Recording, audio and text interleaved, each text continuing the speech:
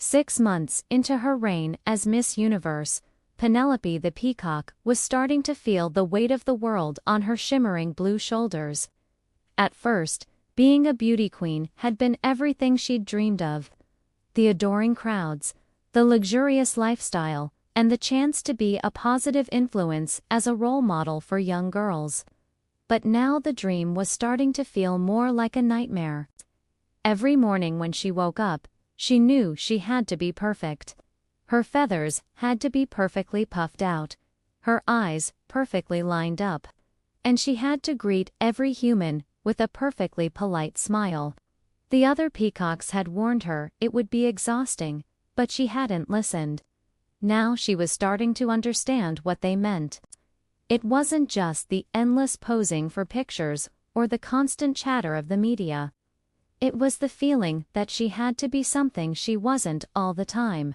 She missed being able to walk around the palace gardens without stopping to admire her reflection in every puddle.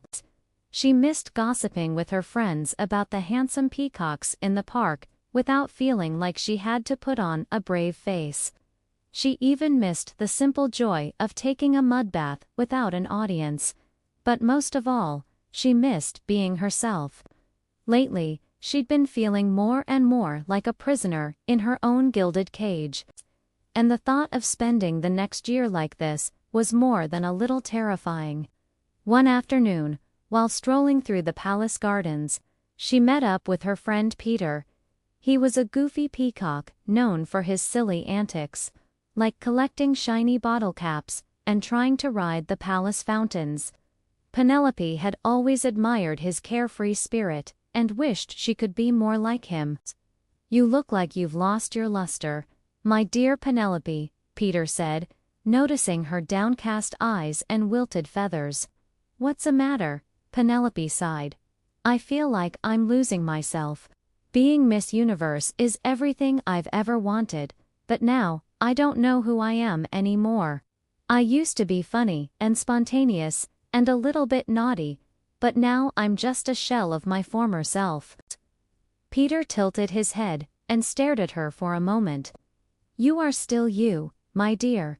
You're just a little rusty. You need to get out there and have some fun."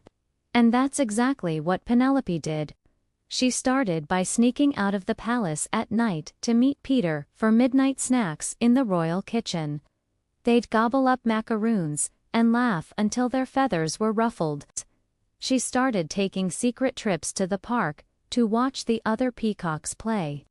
And she even began leaving the palace grounds every morning to explore the world beyond the castle walls.